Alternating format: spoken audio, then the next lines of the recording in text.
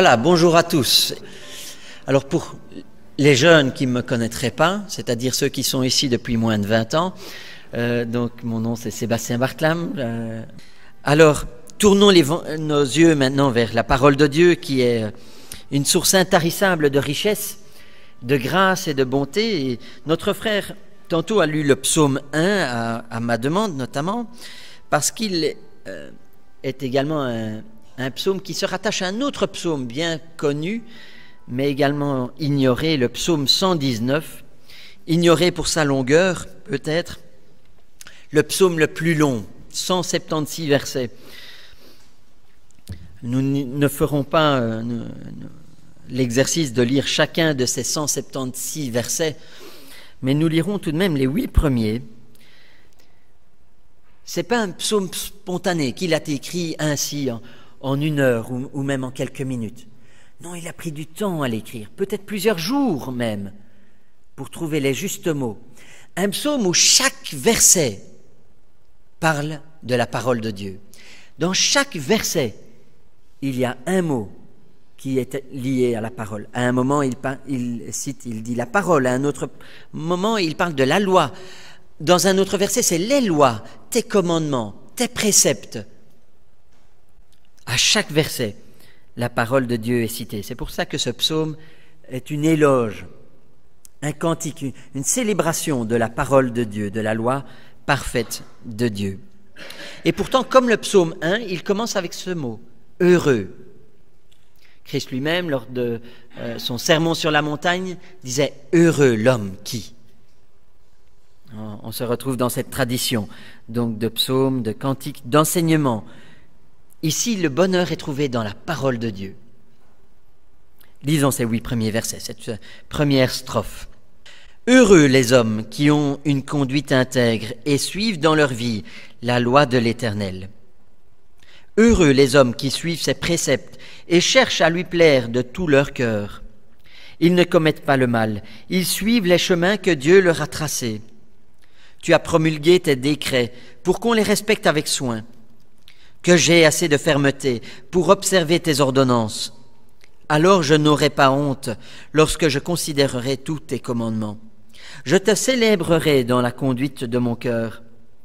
Quand j'aurai étudié tes justes lois, j'observerai fidèlement tes ordonnances. Ne m'abandonne pas complètement. » Voilà quelques versets. Et on partagera d'autres versets de ce psaume. La semaine passée, à l'église de Malmedy, lorsque nous avions abordé ce thème, nous sommes prêtés à l'exercice de lire chacun de ces versets. Je pense qu'il nous a fallu 10 minutes pour tout lire, et nous étions à plusieurs à lire. Ici, dans ce psaume particulier, le plus long, le psalmiste célèbre la parole de Dieu. Par tant d'expressions que nous retrouvons déjà dans ces 8 premiers versets. Tes préceptes, tes lois, ta loi. Lorsque Christ parlait de la loi et des prophètes, il ne parlait pas uniquement du Deutéronome, de Nombre, de Lévitique. Il parlait de tout l'Ancien Testament. C'était l'expression qui était utilisée pour parler de la Bible dans son ensemble. L'Ancien Testament dans son ensemble. On parlait de la loi et des prophètes. Ou on parlait de la loi, tout simplement. Plusieurs versets ainsi dans les évangiles nous rapportent que Christ donc appelait l'Ancien Testament, la Torah, la parole de Dieu, il l'appelait la loi, ou la loi et les prophètes. Comment trouver pourtant tant de plaisir dans cette loi? C'est ce que le cantique nous enseigne. Je trouve du plaisir, je trouve de la joie dans tes lois, dans tes commandements. Qui peut donc trouver tant de joie à lire des commandements, des lois, des règles? Car les mots utilisés sont des termes juridiques lorsqu'ils parlent de loi, de préceptes. C'est des termes de justice qui, en lisant le Moniteur belge, trouve du plaisir. Qui y trouve son bonheur? À part un juriste peut-être, un avocat, un banquier, à la limite un assureur. Qui trouverait du plaisir à lire une police d'assurance? Lire tous ces petits caractères, ces pages et ces pages de lois et de règles. où chacune de ces règles est importante. Pourtant, le psalmiste, dès les premiers versets, nous dit « Tu as promulgué tes décrets pour qu'on les respecte avec soin, que j'ai assez de fermeté pour observer tes ordonnances. » À d'autres versets plus loin dans ce cantique, il nous dit « Ah, que j'aime lire ta loi. Tes statuts sont le sujet de mes cantiques. » Qui aurait l'idée de prendre la loi, le code civil, et d'en faire un chant en Belgique? Personne. Mais lui trouve du plaisir, car c'est la loi de Dieu, c'est la loi de l'Éternel. Ce n'est pas la loi des hommes uniquement. C'est la parole de l'Éternel. Oui, lorsque ce psaume nous parle de la loi ou des lois de l'Éternel, il parle de la parole de Dieu. Pas uniquement Nombre ou Deutéronome, quoique là même, ce qu'il nous dit, c'est que je trouve du plaisir à lire même tes lois, même tes commandements, même tes généalogies. Je trouve du plaisir car c'est ta parole, je la recherche de tout mon cœur. Le psaume 119 est également celui où on retrouve le verset 105, qui est bien connu de chacun d'entre nous, même de nos enfants qui le chantent à l'école du dimanche. Ta parole est comme une lampe qui guide tous mes pas. Elle est une lumière éclairant mon chemin. On voit quelle joie ce psalmiste trouve dans la loi de l'Éternel. Mais ce texte nous parle, tout comme le psaume 1, du chemin de celui qui cherche le bonheur. C'est non pas peut-être le thème caché de ce psaume, mais peut-être on se laisse trop vite dérouter dans ce psaume de ce que chacun de ces versets parle de la loi de Dieu, de la parole de Dieu, et qu'on en oublie en fait que le thème, non pas principal, mais tout aussi important dans ce psaume est la vie ou la voie du bonheur. Ce premier verset qui nous dit « Heureux les hommes qui ont une conduite intègre, qui vivent, qui suivent dans leur vie la loi de l'Éternel. Heureux les hommes qui suivent ses préceptes. » Oui, car tout comme dans le psaume 1, ce psaume nous parle de la voie du bonheur. Comment être heureux? Et on trouve que ce psalmiste trouve son bonheur dans la loi de l'Éternel. Quand bien même il est attaqué, car certaines strophes de ce psaume parlent également des difficultés de celui qui met sa confiance en Dieu, des attaques qu'il peut subir de la part d'autres personnes. Mais il dit, mais je trouve ma joie, je trouve mon plaisir, je trouve mon bonheur dans ta loi. Quand bien même d'autres vivent d'une manière impure, ta parole demeure éternellement. Le psalmiste cite dans chacune de ses strophes les bienfaits de la parole de Dieu pour l'homme qui désire s'y plonger, car c'est une expression qu'il utilise également. Je me plonge dans ta parole. Tout d'abord, on pourrait prendre certains versets, ça et là, dans ce cantique. Et le verset 151, peut-être pour commencer, je vous invite à le prendre. Psaume 119, verset 151, où le psalmiste dit « Mais toi, ô Éternel, tu es tout près de moi, tous tes commandements sont vérité. » Cela nous fait penser au verset qui est dans l'évangile de Jean et qui est affiché ici, au mur, où Jésus-Christ lui-même a dit « Ta parole est la vérité. Je suis le chemin, la vérité et la vie. » Le psalmiste de même dit « Ta parole est la vérité. » Les bienfaits de la parole de Dieu, ceux qui sont cités par ce psalmiste, sont tout d'abord cette vérité. La parole de Dieu est la vérité. On ne trouve en elle aucun mensonge. Certains théologiens, même aujourd'hui dans nos milieux protestants, veulent nous faire penser ou croient que certaines parties de l'Évangile ou de la parole de Dieu, ou de l'Ancien Testament, ou du Nouveau, doivent être interprétées comme des allégories, comme des paraboles. Il est vrai que dans les paroles de Jésus-Christ, il y a des paraboles. Et elles sont citées comme telles. Elles sont présentées comme telles.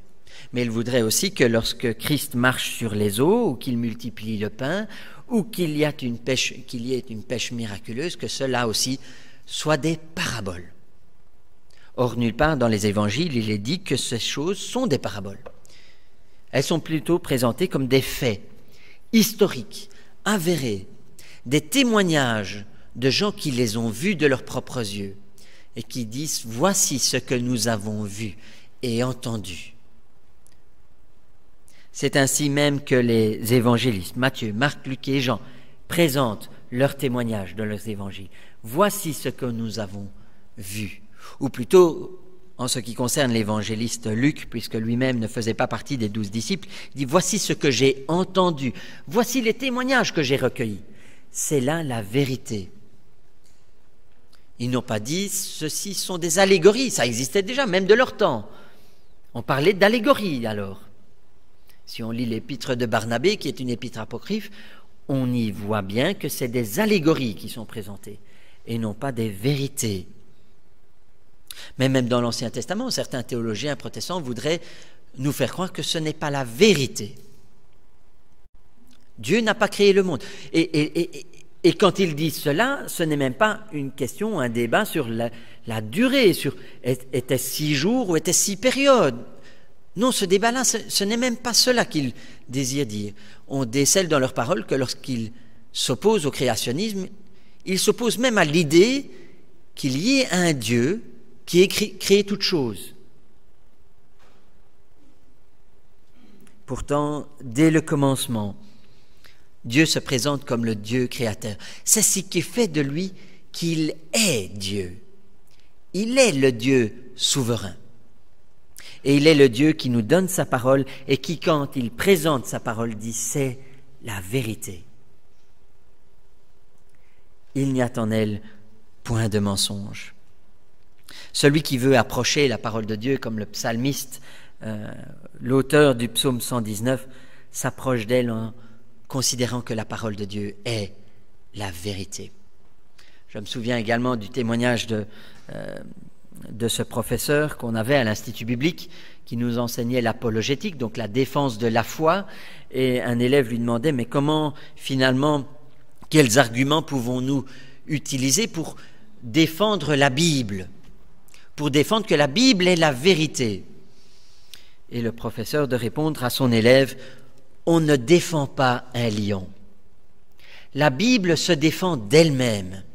Elle est suffisante en elle-même pour se défendre, car elle est la vérité. » Et je me souviens également de ce témoignage d'un homme qui aujourd'hui dans notre Église est diacre, est responsable, et qui il y a plusieurs années, alors qu'il suivait l'instruction biblique, la même qui est donnée ici, puisque nous utilisons le matériel d'instruction biblique de l'Église de Charleroi, avec l'autorisation du pasteur, rassurez-vous, du pasteur Rubino, mais on utilise le même cours d'instruction biblique à Malmedy, et lorsqu'il découvrait la Bible, lorsqu'il la lisait pour lui-même, chez lui, nous donnait ce témoignage lors du cours d'instruction, mais c'est la vérité. En la lisant tout simplement, de la Genèse ou même de l'Exode ou même des Évangiles, en la lisant, il était convaincu que c'était la vérité, car la parole se défend d'elle-même, car elle est la vérité. La parole de Dieu est également parfaite. C'est une de nos points de doctrine, de théologie dans notre credo. La parole de Dieu est parfaite. Et on retrouve cela au verset 96. Lorsque le psalmiste dit « J'ai constaté que les choses parfaites ont toutes leurs limites. Illimitée est la portée de ton commandement. » Les lois des hommes ont leurs limites. Les lois des hommes changent. Le code de la route change. Les lois civiles changent. Les lois concernant le mariage changent dans notre pays. Mais la parole de Dieu, elle, demeure pour toujours. Elle est parfaite et elle est éternelle. C'est également ce que nous dit le verset 160. La vérité, tel est le fondement de ta parole. Tous tes décrets sont justes et éternels. Le verset que nous avions lu précédemment, le verset 96, nous dit « Voilà, j'ai constaté que les choses parfaites ont toutes leurs limites, mais illimitée est la portée de ton commandement. » Oui, les choses que nous faisons, que nous connaissons, que l'homme crée, sont des choses, quand bien même elles sont bien faites, elles sont parfaites, peuvent toujours être améliorées. Mais la parole de Dieu, elle demeure éternellement. Et là, de nouveau, par rapport à certains même protestants, ou même par rapport à certains points de vue politiques, on pourrait dire, par rapport à la pensée du siècle d'aujourd'hui, la parole de Dieu, elle est parfaite. Elle n'a pas besoin d'être changée. Car Dieu est le même hier, aujourd'hui, éternellement. Et la parole de Dieu qu'il nous donne est une parole qui est éternelle. Elle est parfaite au sens que nous l'entendons aujourd'hui. Elle est illimitée, elle est sans limite. On ne peut pas dire de la parole, oui, elle était bonne pour cette époque-là, de ce temps-là. Mais aujourd'hui, la culture a changé, les mœurs sont changées. Donc on peut faire selon le temps d'aujourd'hui. Un pasteur peut être homosexuel aujourd'hui, parce que les textes qui sont là, c'était pour hier, c'était pour il y a 1000 ans, 2000 ans, 3000 ans. Pourtant, la parole de Dieu n'a pas changé en 2000 ans. Dès le moment où les premiers auteurs, inspirés par Dieu, l'ont rédigé, Moïse, mais jusqu'à Jésus, jusqu'à l'apôtre Paul, la parole de Dieu n'a pas changé. Sur sa doctrine, sur les mœurs, sur les relations entre hommes et femmes, sur les relations entre enfants, parents, les choses n'ont pas changé dans la Bible. Et ce que nous vivons aujourd'hui dans notre société, c'est rien de nouveau. C'est des choses qui existaient déjà il y a 2000 ans, du temps des Grecs, mais même encore avant eux, du temps de Sodome et Gomorrhe, donc du temps de l'Ancien Testament, du Nouveau Testament, et encore aujourd'hui. La parole de Dieu est la même. Et les conseils que nous donne la parole de Dieu, que nous donne, restent les mêmes. Si tu veux être heureux, car c'est bien là aussi le thème de ce psaume, si tu veux trouver le bonheur, suis les commandements de Dieu. Quand bien même ils sont différents des lois des hommes d'aujourd'hui, ou des habitudes, des traditions, ou de la culture moderne, ou de la philosophie d'aujourd'hui, quand bien même la parole de Dieu est en totale opposition à la loi du monde, c'est là que se trouve le bonheur. C'est là que se trouve la joie. C'est là que je peux dire « je suis heureux ». Car quand bien même je vis d'une manière qui déplaît au monde dans lequel j'habite, c'est là la voie qu'a tracée le Seigneur pour chacun d'entre nous. C'est la manière de vivre qu'il nous a donnée. Il y a des lois de la gravité. Elles n'ont pas changé. En 10 millions d'années, pour reprendre l'expression des scientifiques, elles n'ont pas changé. Et heureusement pour nous, sinon nous marcherions au plafond. La loi de Dieu, de même, n'a pas changé. Elle demeure éternellement. La loi de Dieu est donc vérité, elle est parfaite, elle est éternelle. On pourrait tout simplement dire la parole de Dieu est la parole de Dieu. Et elle se présente comme telle. Certains pourraient dire, c'est quand même pompeux pour ces hommes d'il y a tant d'années de dire ce que nous vous disons est parole de Dieu. Et pourtant, c'est ainsi qu'elle se présente. Le psalmiste la présente lui-même de cette manière. Si on lit le verset 102, on y découvre ceci. « Je ne me suis pas écarté des lois que tu as établies, car tu m'as enseigné. » Il n'ignorait pourtant pas que c'était Moïse, selon la tradition juive, qui a écrit les 5 premiers livres de la Bible. Il n'ignorait pas le nom des prophètes qui ont suivi, des juges qui ont suivi. Aujourd'hui, le libéralisme protestant insiste sur le fait que ce sont des hommes qui ont écrit la Bible. Il est vrai que ce sont des hommes qui ont écrit la Bible. Mais c'est négliger que ces hommes étaient inspirés de Dieu. Et tout comme le psalmiste le dit dans ce verset 102, il dit « C'est ta loi, c'est tes préceptes que toi tu as établis. Je ne me suis pas écarté des lois que tu as établies, car tu m'as enseigné. » Lorsqu'il lit la loi de Dieu, lorsqu'il lit la parole de Dieu, on va utiliser un autre mot, sinon ça va être redondant. Lorsqu'il lit la Bible ou la Torah, il l'appelle la parole de Dieu. Il reconnaît en elle la parole divine. Non pas uniquement les écrits d'hommes, mais au contraire, les écrits d'hommes qui ont été inspirés de Dieu, dictés par Dieu. Alors aujourd'hui, le libéralisme justement nous dit, oui, mais il y a des erreurs dans la parole de Dieu alors. Que fais-tu des fautes d'orthographe, des fautes grammaticales, des sauts de ligne? C'est vrai, il y a.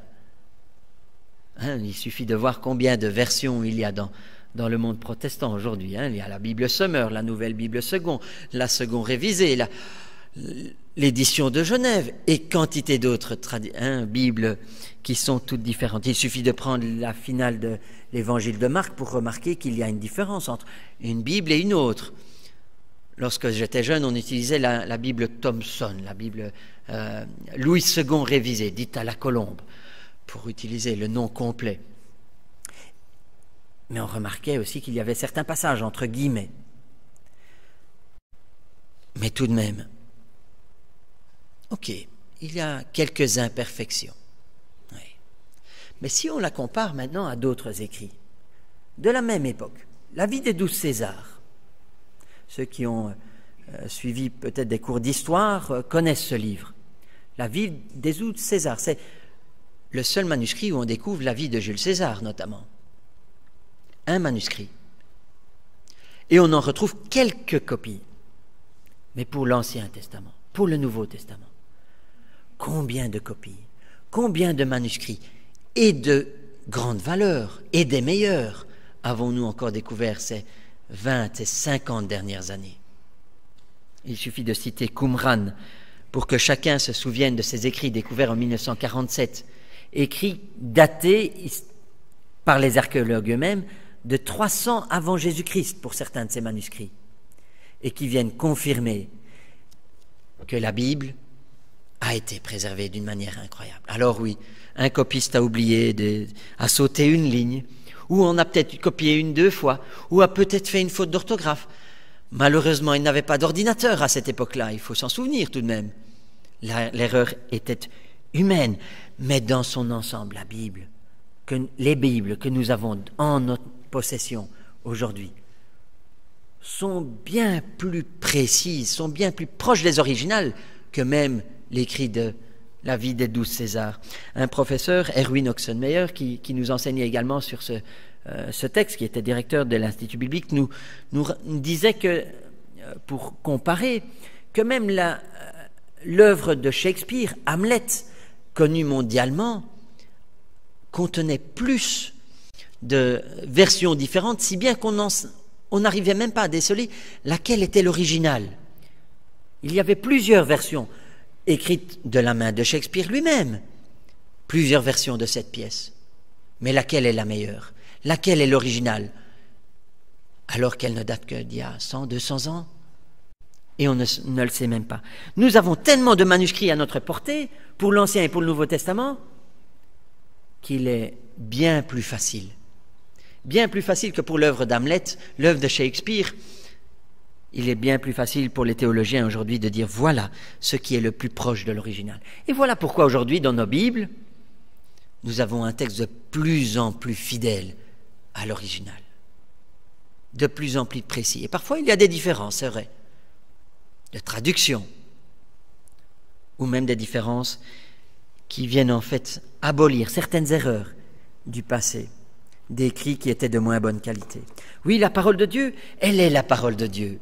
Et si on la compare à d'autres paroles humaines, aux écrits des poètes d'antan, des philosophes d'antan, eh bien, quelle richesse, quelle qualité, avec quel soin ces auteurs, ces scribes ont retranscrit les paroles originales de Moïse, des prophètes, des évangélistes, des apôtres. Avec quel soin cette tradition nous a été apportée jusqu'à aujourd'hui. Oui, aujourd'hui, nous pouvons véritablement dire la parole de Dieu est la parole de Dieu. Elle est ce témoignage fidèle. Elle est cette révélation que Dieu fait et qu'il accorde aux hommes. Lorsque je lis la parole, je peux véritablement m'approcher de Dieu et lire la parole. Tout comme quelqu'un qui vous aurait envoyé une lettre et vous dit « Ah oui, c'est la lettre qu'a écrit mon frère, j'en reconnais l'écriture, j'en reconnais la signature, j'en reconnais le style, la manière de parler. » Lorsque nous lisons la Bible, nous pouvons dire « Oui, je reconnais là. » Comme ce chrétien ce diacre de l'église de Malmedy. Oui, c'est la vérité, c'est la parole de Dieu. Que puis-je faire pour la défendre? Que puis-je faire pour proclamer que c'est la parole? Lis-la tout simplement, si tu ne me crois pas. Lis-la, prends-la en main. Demande-en un exemplaire à la librairie. Le psalmiste tire pleinement profit dans ce psaume. Il fait des éloges de cette parole de Dieu. Il est positif à son sujet. Même lorsqu'il parle des lois, des commandements, il est positif à son sujet. Relisons le verset 16 au début. Car l'Éternel, par sa puissance, remporte la victoire. Car l'Éternel, par sa puissance, fait des exploits. Quel enthousiasme lorsqu'il parle de la parole, lorsqu'il parle de la Bible, lorsqu'il parle de la parole. Je fais mes délices de tes statuts. Alors plusieurs d'entre vous êtes administrateurs d'une ASBL, peut-être, que ce soit pour l'Église, que ce soit pour un autre club. Prenez-vous véritablement plaisir à lire les statuts de votre ASBL, de votre association? Pas vraiment. Hein. Et pourtant, lui utilise ce même terme qui est un terme juridique. Je prends plaisir dans tes statuts. Il y a de la joie lorsqu'on lit la parole de Dieu, même l'Ancien Testament, même la Genèse, même l'Apocalypse, même chacune de ces paroles de la Bible, car elle est empreinte de la parole de Dieu. Elle est remplie de ses statuts. Elle est admirable, tout comme il nous le dit au verset 129. Je les aime beaucoup. Je prends plaisir à tes statuts. Je fais mes délices de tes statuts, dit-il au psaume 16, au verset 16, pardon. Tes préceptes sont admirables. Je les aime beaucoup. Dirions-nous cela? Disons-nous cela lorsque nous lisons le Lévitique? Lorsque nous lisons le Nombre et Deutéronome? Je n'ose faire le même sondage que j'ai fait dimanche passé dans mon église, où j'ai demandé aux gens de lever la main s'ils aimaient lire le Nombre, Deutéronome et Lévitique. Ne levez pas la main. Enfin, allez, faisons-le tout de même, ce petit sondage. Qui peut dire « je prends plaisir » Allez, levons tout de même la main. Levez la main, s'il vous plaît. Ah, une personne. Merci, Seigneur. Je pense que nous devons tous nous replonger dans ces textes. Car le psalmiste, lui, il trouvait du plaisir. Il appelait ça « je fais mes délices de tes lois ». Et même pour moi, je suis repris dans ces paroles. Je suis repris par ces psalmistes, car moi-même, je n'aurais pas levé la main. Et pourtant, c'est la parole de Dieu. Je devrais pouvoir dire « Ah, quelle joie! Une prédication sur les nombres. Quelle joie! Quel bonheur! Quel plaisir! » Et peut-être que nous pourrions terminer ce culte en lisant Nombre au chapitre 6, les derniers versets. Car il y a de la joie. Prenons-le. Nombre au chapitre 6. C'est un texte que nous lisons régulièrement à l'église de Malmedy et dans beaucoup d'autres églises en fin de culte, comme bénédiction. C'est un texte qui est utilisé parfois également pour les présentations d'enfants, lorsque nous présentons un enfant au Seigneur. Les derniers versets, qu'ils sont beaux, qu'ils sont admirables, qu'ils sont encourageants. Quelle bénédiction! Ce n'est pas pour rien qu'on l'utilise pour bénir nos enfants. Que l'Éternel te bénisse et te protège. Que l'Éternel te regarde avec bonté, au verset 25, et qu'il te fasse grâce. Que l'Éternel veille sur toi et t'accorde la paix.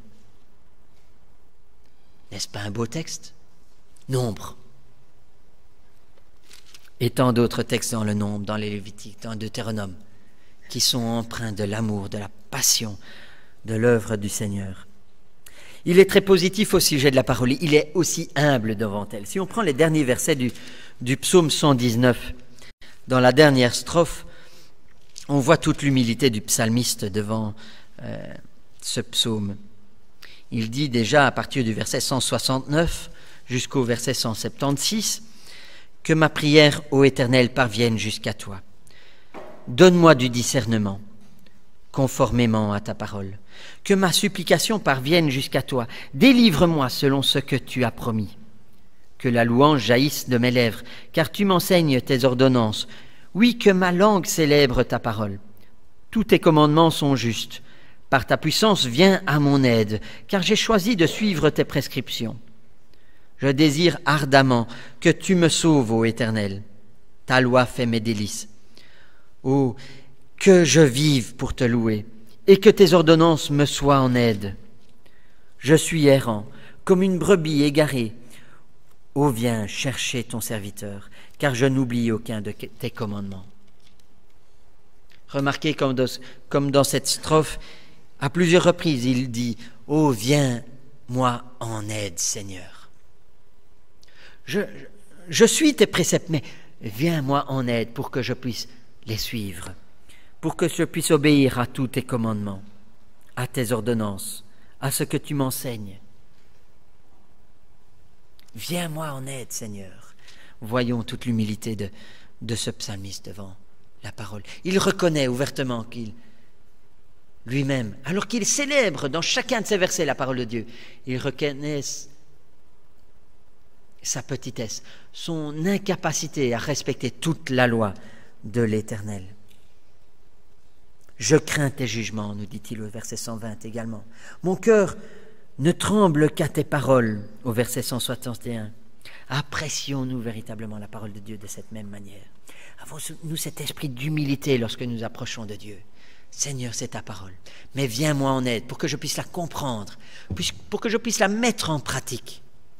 Oui, le psalmiste nous invite à mettre la parole de Dieu en pratique afin de trouver le bonheur dans notre vie.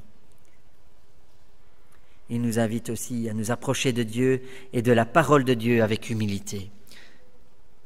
Lui-même dit au verset 176, « Je suis errant comme une brebis égarée, mais ramène-moi sur le chemin de la vérité. » Ce n'est pas ce qu'il dit au verset 176, mais on pourrait presque continuer ces paroles qui sont inscrites sur le mur, devant vous, où Jésus-Christ dit « Je suis le chemin, la vérité et la vie ».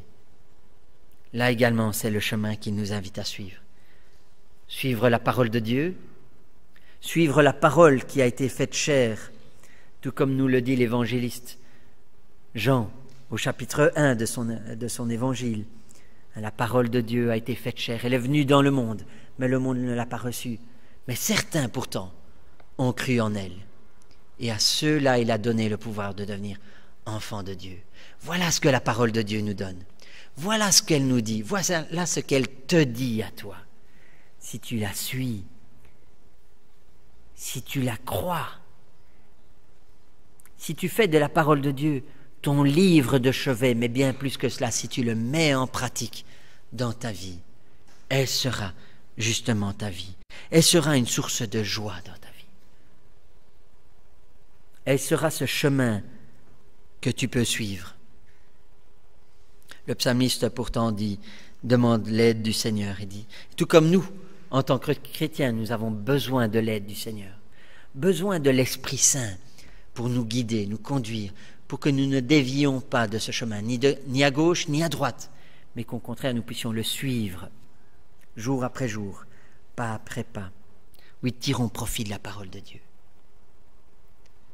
Soyons comme ce psalmiste, attendons-nous à ce que Dieu nous parle, même dans ces quelques minutes ces quelques instants dans ce petit verset que nous avons dans le calendrier et que nous tirons chaque jour. Attendons-nous à ce que Dieu nous parle à travers elle. Soyons déterminés aussi à obéir à la parole de Dieu.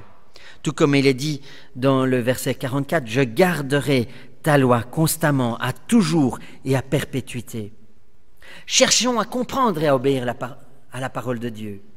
Tout comme le psalmiste dit, « Ouvre mes yeux pour que je contemple les merveilles de ta loi. » Au verset 18.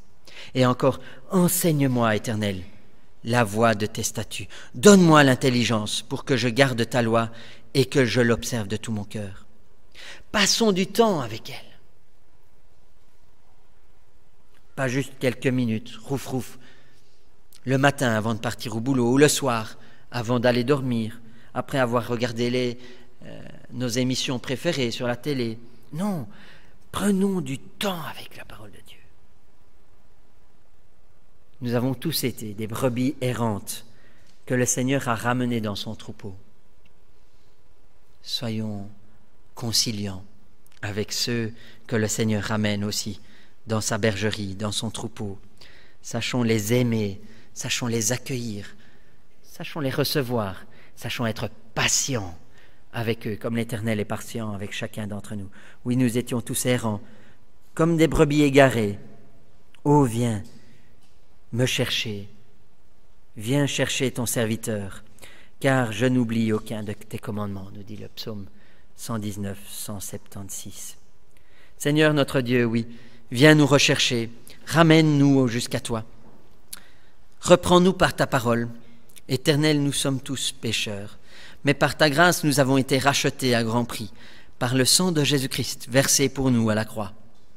Merci Éternel notre Dieu, parce que tu ne t'es pas contenté de créer le ciel et la terre, et puis de la quitter pour nous laisser errants, ignorants de qui nous sommes et de qui tu es. Mais tu as aussi donné ta parole par la bouche des prophètes, par la bouche de tes serviteurs, et bien plus que cela, par Jésus-Christ, la parole faite chair. Tu nous as donné ta parole afin qu'elle soit un guide, une lampe à nos pieds, afin que nous puissions avoir une vie guidée, dirigée par toi, afin que nous puissions avoir le mode d'emploi d'une vie heureuse. Éternel, ta parole est parfaite, ta parole est la vérité, ta parole est éternelle. Apprends-nous à l'aimer comme ce psalmiste l'a aimé, comme ce psalmiste l'a chéri, comme ce psalmiste a dit qu'elle est admirable, Seigneur. Que ce livre éternel puisse faire l'objet de nos méditations, qu'il puisse faire l'objet de nos pensées, de nos réflexions, qu'il puisse être la source de notre vie, de nos décisions, qu'il puisse être la source de notre joie. Éternel, aide-nous, chacun, chacune, à annoncer ta parole avec fidélité à nos enfants, nos petits-enfants, à nos frères, à nos sœurs, à nos familles, à nos amis, à nos collègues, et aide-nous surtout à la mettre en pratique chaque jour dans notre vie. Aide-nous à ne pas en dévier, aide-nous à rester humbles devant elle. Aide-nous à nous en approcher, Seigneur, avec humilité, afin d'être dirigés par elle. Merci, Éternel notre Dieu, pour ta révélation. Merci pour ta parole et merci pour la parole faite chair, Jésus-Christ, mort et ressuscité sur la croix. À toi soit toute la gloire, mon Dieu, tout l'honneur, toute la puissance au siècle des siècles. Amen.